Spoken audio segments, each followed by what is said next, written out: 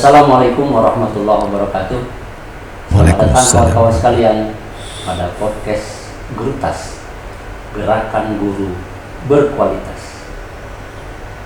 Kembali kita akan berbincang-bincang dengan tamu kita, Bapak Profesor Dr. Haji Husni Rahim, melanjutkan perbincangan yang lalu. Selamat datang Pak Husni. Terima kasih sudah berkenan untuk kembali berbincang mengenai, terutama bagi kawan-kawan sebetulnya yang menarik sekali itu pengalaman hidup Pak. Karena pengalaman hidup itu otentik dan tidak ditemukan oleh orang lain di tempat yang lain, tapi kita bisa belajar dari seseorang. Gitu. Nah, pengalaman Pak Husni itu antara lain yang bisa kita jadikan pelajaran dan mudah-mudahan bermanfaat bagi kawan-kawan. Insya Allah.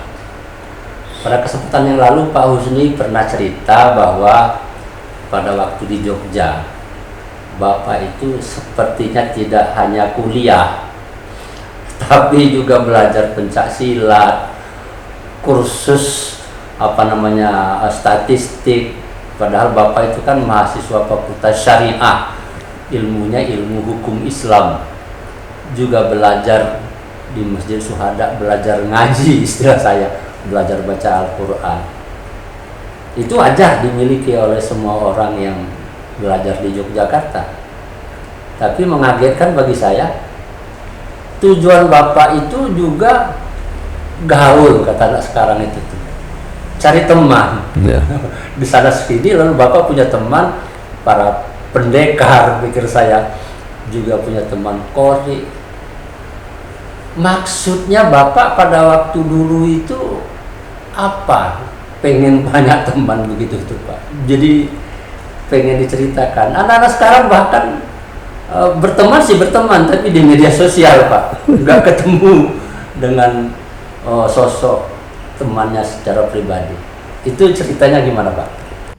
Sebelum perbincangan ini kita lanjutkan, jangan lupa subscribe, like, dan membagikan kepada kawan-kawan kita yang lain. Iya, memang saya itu tamat sekolah SD itu sudah merantau. Jadi merantau itu menyebabkan bergaul dengan orang yang beraneka ragam. Dan memberikan pelajaran bahwa saya akan hidup dengan orang yang bermacam-macam. Jadi itu menjadi catatan pertama, saya akan hidup dengan orang yang bermacam-macam, bukan satu suku. Mungkin dengan aneka ragam latar belakang segala macam. Nah, saya merasa kalau seperti ini, berarti saya harus bisa bergaul dengan mereka dengan baik. Itu yang memotivasi saya bergaul dengan mereka dengan baik. Dan kebetulan ketika saya di Jogja itu, saya pernah ke Gunung Agung, ya, yang di Jalan Tugu itu, toko buku Gunung Agung. Toko buku. Iya, itu masih saya mungkin tahun 64 saya menemukan buku yang bagus sekali di situ. Bukunya Dale Carnegie. Bagaimana mencari teman dan mempengaruhi teman. Iya. Ya, itu buku yang luar biasa. Dan itu saya baca sampai habis dengan baik. Jadi akhirnya juga saya pikir, oh iya benar yang ini, bahwa kalau saya mau sukses, saya harus banyak teman. Dan harus bisa dengan teman itu mempengaruhi, artinya saling memahami sehingga menjadi akrab dan senang. Itu sebenarnya gitu. Dan itu memang saya coba praktekkan. Karena tadi saya aktif dalam berbagai kegiatan. Karena terus terang, ya, sekolah itu bagi saya itu nganggap memang modal. Tapi tidak cukup untuk bermasyarakat dan hidup nanti dalam perkembangan karir. Jadi tidak cukup kalau hanya dengan kuliah, dengan sekolah itu. Waktu itu masih sekolah menengah, ya, sekolah. Maka saya mengambil tadi, saya harus banyak teman, saya bergaul dengan banyak orang, dan bukan satu jenis orang. Beraneka ragam orang, yang sehingga tahu betul, oh ini orangnya seperti ini, tipenya ini gini. Oleh karena itu maka saya masukin tadi berbagai organisasi itu. Beda dengan orang masuk organisasi misalnya ingin menjadi profesional dalam bidang itu. Saya tidak profesional dalam setiap yang saya masukin itu. Semuanya tidak sampai tuntas akhir menjadi ahli. Qori ya membaca Quran dengan lagu itu saya masuk. Bukan Tapi menjadi juara. ya tidak pernah menjadi qori yang terkenal yang bagus. Karena tadi saya ngambil bagaimana saya bisa membaca Quran dengan bagus ya, sudah benar berlagu sedikit gitu. Nah, tapi saya banyak dapat teman. Ya karena itu ketika beberapa qori yang terkenal, saya tahu itu kan misalnya. Dan itu membuka tadi peluang bahwa kalau saya memerlukan seseorang qori, saya punya teman. Saya bisa tanya, siapa yang bisa anukan ini? Itu anukan gitu ya. Nah, juga dengan di suara itu dengan mubaligh juga sama seperti itu saya anukan gitu. Dengan pencak silat tadi juga seperti itu yang saya lakukan. Pencak silat ya pendekar. Jadi orang yang fisiknya artinya lebih siap menghadapi tantangan yang bersifat fisik. Ya itu saya punya teman gitu kan. Oh ini anunya gitu.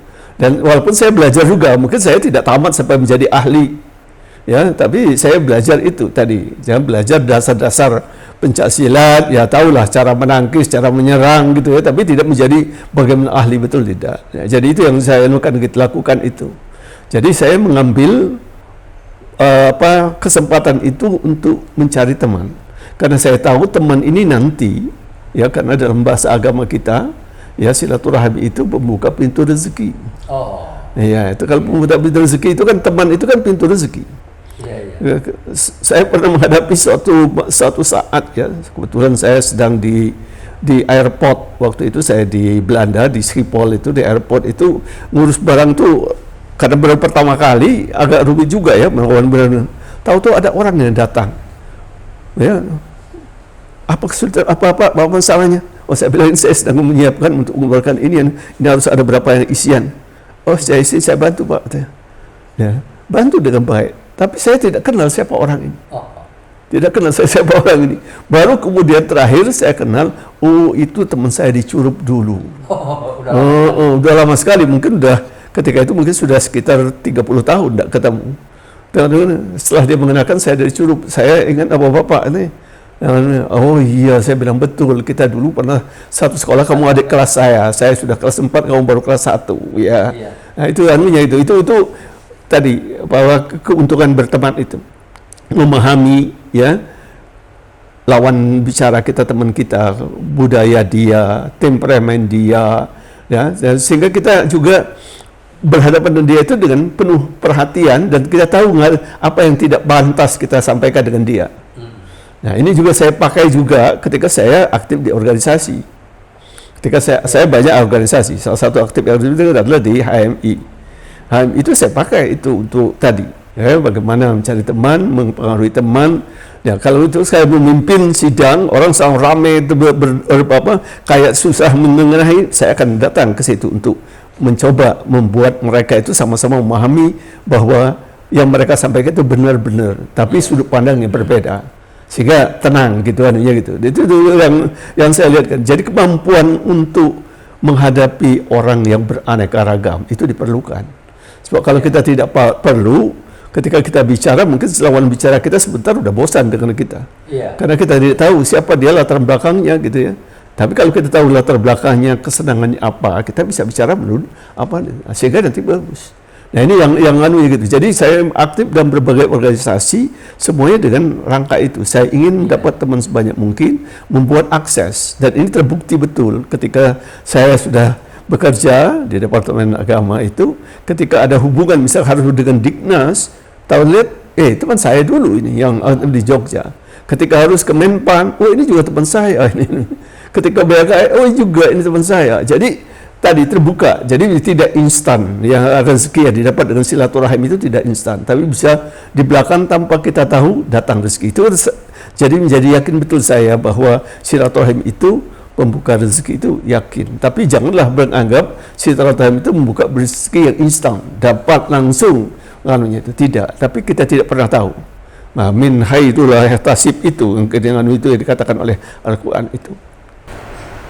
Pak Husni, kalau dengan penjelasan seperti itu, lalu kita bisa berpikir atau orang bisa menilai, wah itu berteman itu pakai pamrih Pak, ada pamrihnya. Gitu. Kan salah satu tadi kalau boleh saya mengambil kesimpulan kan, itu kan ada manfaatnya untuk diri saya sendiri. Kalau saya dengan sadar melakukannya, semakin banyak teman saya, nanti setidak-tidaknya suatu saat saya bisa ditolong oleh orang lain gitu kan ya. Atau ya rezeki nanti. Kalau kayak pengalaman saya Pak, ketika wesel uang dari orang tua belum datang, saya bisa ngutang sama teman gitu kan. Tapi itu lalu bisa kita konotasikan sebagai punya pamrih Pak. Bukankah berteman atau bergaul itu seharusnya tidak punya pamrih seperti itu? Itu bagaimana Pak menurut Bapak? Iya, pamrih tidaknya itu tergantung dengan niat. Ya, jadi niat yang menentukan. Kalau niat kita memang tadi saya ingin memperalat orang ini, ya sehingga saya nanti bisa kaya atau nanti saya mudah kan, ya itu pamrih. Itu yang tidak baik Pak. Ya itu yang tidak baik, itu pamrih seperti itu. Iya. Tapi kalau saya mampakkan supaya senang bergaul dengan dia, ya nanti dari bergaul dengan dia itu mungkin terbuka peluang, ya itu bukan pamrih. Itu namanya karena kita tidak mengharapkan akan sesuatu kita balik kepada kita, tapi kita tahu bahwa kita baik dengan dia, dia akan senang dengan kita, sehingga kalau suatu saat mungkin ya tadi suatu saat kita sedang berurusan, dia tahu teman saya ini dia akan bantu itu pamrih itu tergantung dengan niat. Jadi kalau saya mengatakan kalau yang kayak yang saya lakukan karena kita masih kecil ya, SMA itu PHIN itu masih zaman dulu itu masih muda lah sekali gitu ya. Jadi tidak terbayang pamrih apa mau dapat apa. Tapi tadi yang saya pahami bahwa saya harus baik dengan dia. Kalau dengan baik dia, itu dia akan senang dengan saya. Kalau dengan senang dengan saya senang dengan dia, otomatis kita bergaul dengan gampang. Pergaulan yang gampang dan baik itu membuka jalan tadi. Jadi itu. Tapi boleh tidak kita bergaul itu kalau zaman sekarang Pak, dalam rangka menunjang profesionalitas kita. Jadi kan kalau di dalam bisnis umpamanya atau guru katakanlah gitu kan, biar sekolahnya menjadi lebih terkenal, lebih banyak muridnya. Nanti dia kan guru, semua guru harus bergaul baik sama orang lain gitu kan, sama masyarakat. Tapi sesungguhnya dia punya tujuan untuk menunjang profesi dia sehingga sekolah menjadi lebih baik, muridnya lebih banyak. Yang begitu bagaimana Pak? Iya, itu namanya bentuk kerjasama sebenarnya, itu adalah bentuknya kerjasama. Jadi pamrih itu tadi kalau baliknya ke pribadi langsung menguntungkan dirinya. Tapi kalau misalnya tadi ingin untuk lembaganya, misalnya sekolah, yang ingin membesarkan sekolah, saya harus bergaul dengan si A, si B, dan C. Masa saya kepala sekolah tidak kenal dengan camat, misalkan di tempat ini. Padahal kalau saya kenal dengan camat dengan baik, mungkin camat itu bisa memberikan perhatian kepada sekolah saya. Maka saya mencoba berhubungan, berkomunikasi dengan dia sehingga dia kenal baik. Tapi untuk kenal baik kan saya harus mengenalkan dulu bagaimana dia senang dengan sekolah saya ini. Apa yang harus dia lakukan gitu. Bagaimana dia merasa bahwa ini bagian dari tanggung jawab dia, sekolah ini kan di wilayahnya dia, misalkan gitu. Sehingga akan muncul itu. Jadi diperlukan semangat untuk mengenal, mempermudah pekerjaan itu sangat baik, tidak apa-apa, ya mempermudah pekerjaan. Tapi kalau yang namanya pamrih pribadi, jadi setelah mempermudah pekerjaan nanti saya bisa ngajukan ya, saya bisa dapat apa nanti dengan ini. Nah, itu pamrih itu ya. Tapi karena itu saya selalu mengatakan orang meminta bantuan pada orang lain jangan malu kalau itu bukan untuk dirinya. Tapi kalau untuk dirinya malulah meminta bantuan dengan orang lain.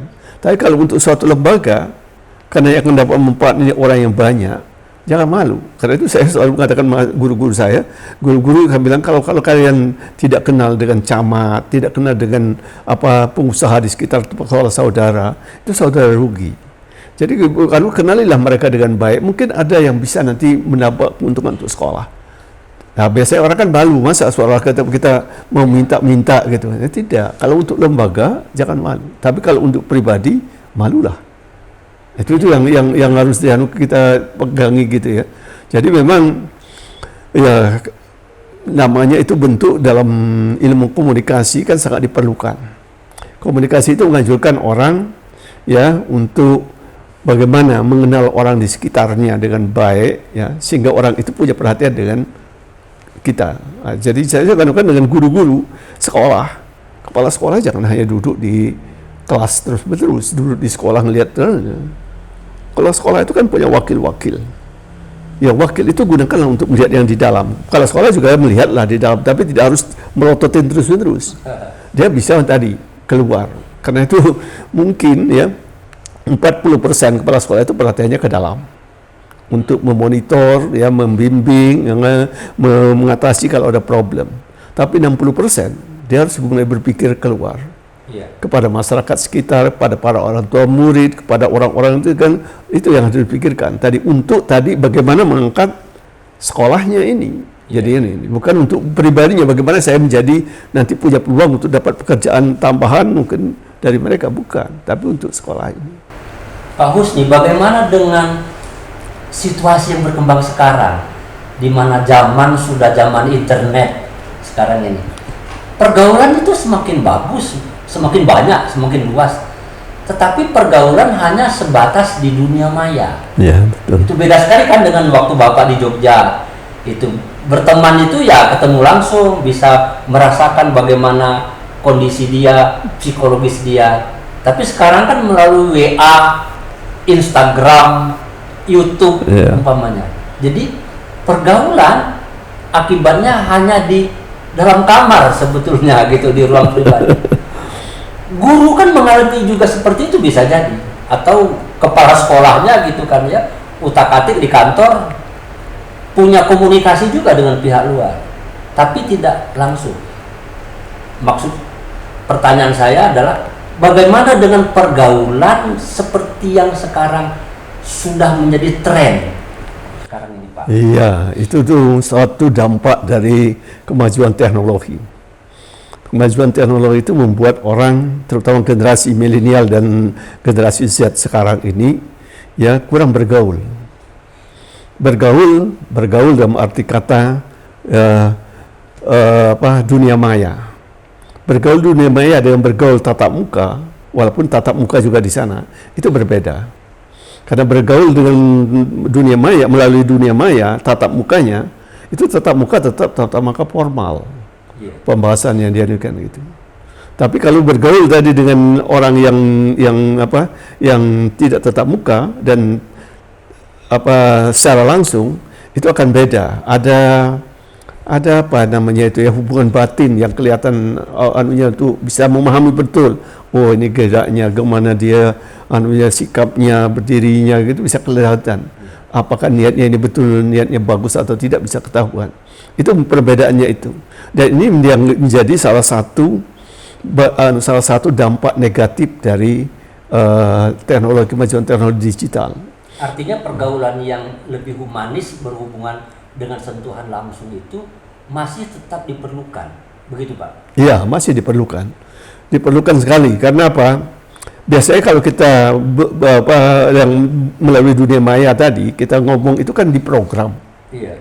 Di program kita, ayo kita ini kan.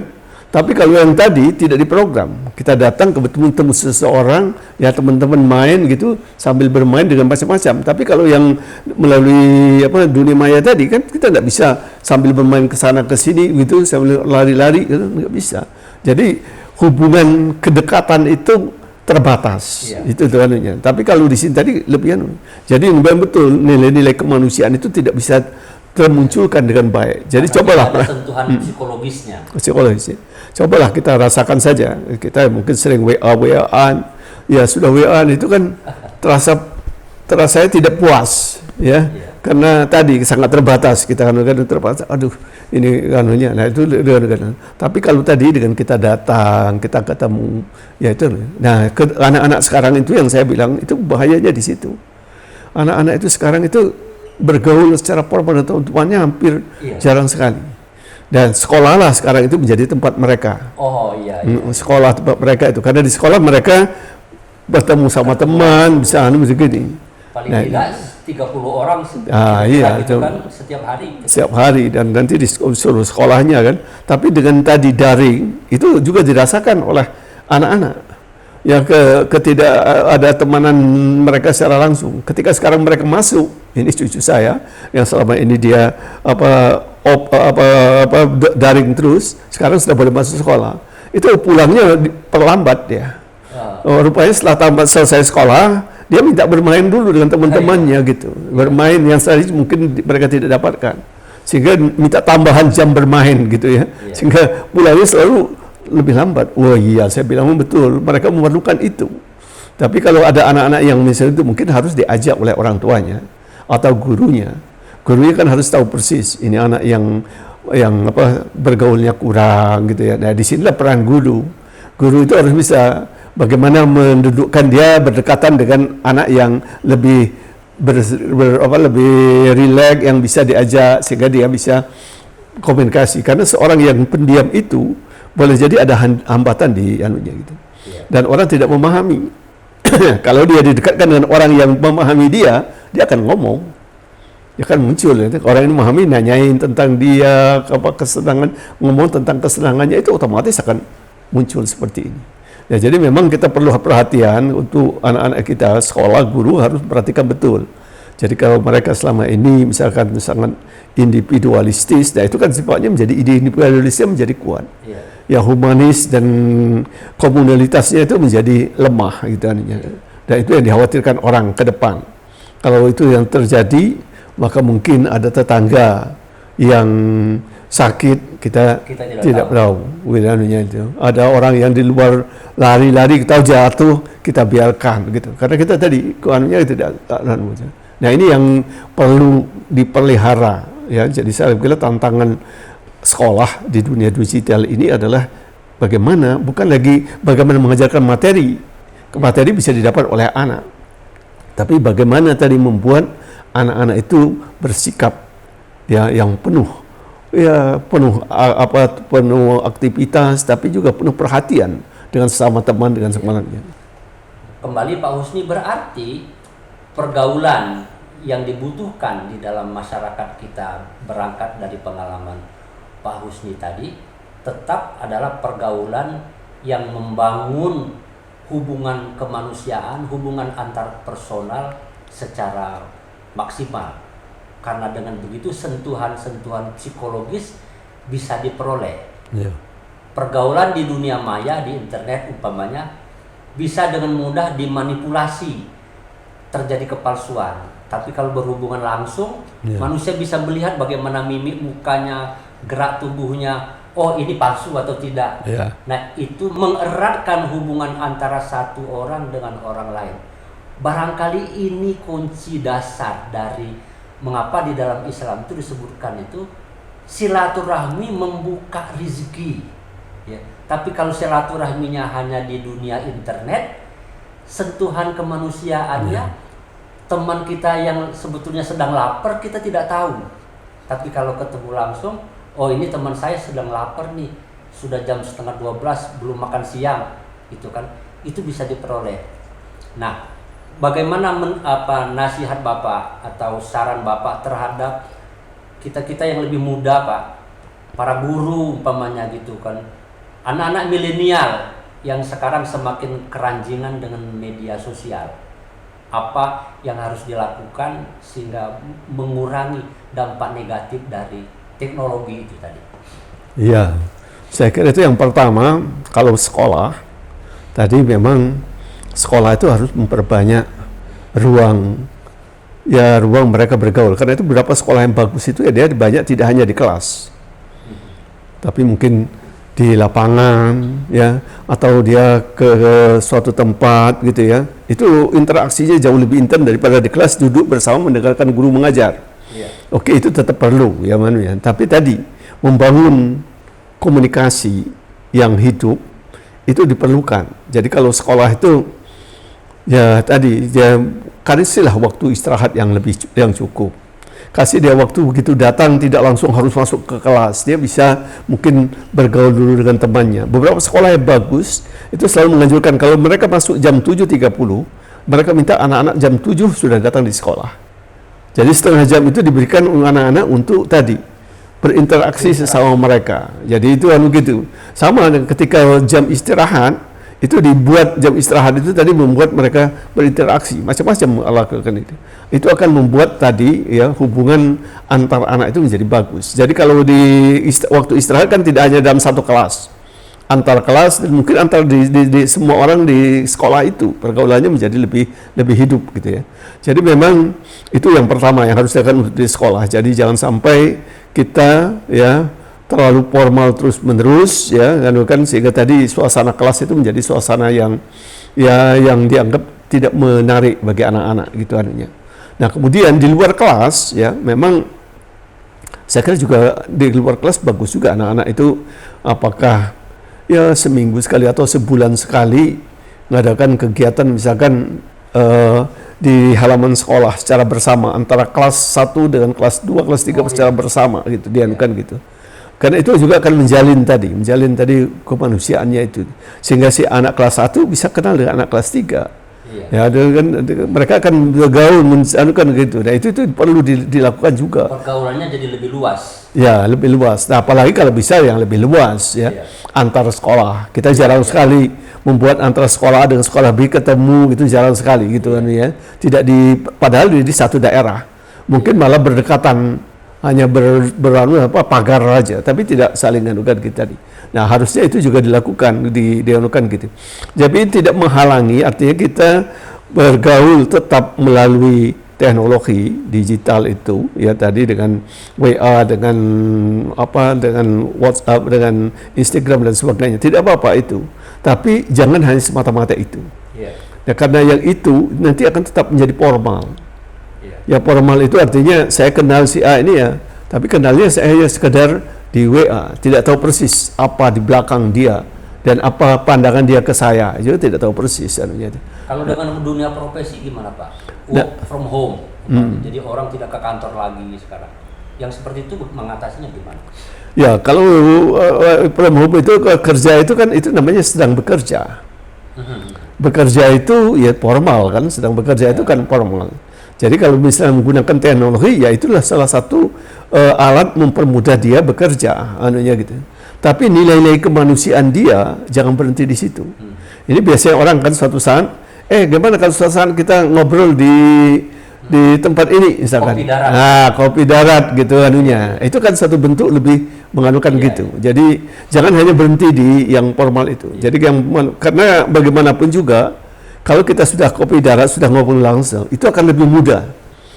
Persoalan yang kita sampaikan, misalkan ada sesuatu yang ingin kita sampaikan atau ada suatu proyek ingin kita ajarkan bersama, itu akan lebih mudah daripada kita hanya dengan formal, dengan WA, dengan mengasihkan ini proposalnya, ini anunya, perhitungannya, itu beda. Dan kalau tadi juga kita bersama, kita ngobrol, ngopi gitu ya, sambil ngopi bagaimana ini, nah, baru nanti bicarakan itu akan lebih bagus di dalam proses orang meningkatkan profesi. Yaitu yang ini. Saya coba perhatikan hampir semua orang ya yang ingin tadi menjalin kerjasama dalam pekerjaan itu selalu menggunakan pendekatan itu. Ya pendekatan itu yang selalu dilakukan dengan bentuk yang macam-macam dan bentuk yang sangat macam-macam. Ya, bisa ngopi di restoran. Ya. Ketemu di ruang terbuka di taman. Iya, di taman atau kalau misalnya ada car free days itu ketemu di sana gitu ya. Olahraga, jalan-jalan itu. Ya.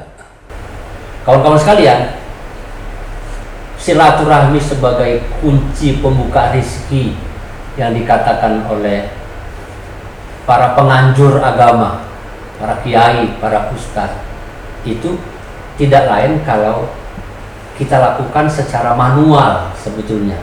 Jadi sentuhan kemanusiaan, sentuhan antar personal itu dibangun. Tidak menutup kemungkinan bisa juga melalui dunia maya menggunakan teknologi. Tetapi teknologi betapapun memiliki kekurangan-kekurangannya. Dan kekurangan itulah yang seharusnya kita sadari. Sekali lagi Pak Husni, terima kasih. Yo. Mudah-mudahan kita bisa lanjutkan perbincangan ini dengan topik yang berbeda. Kawan-kawan, mudah-mudahan bisa kembali lagi ke channel ini. Wassalamualaikum warahmatullahi wabarakatuh.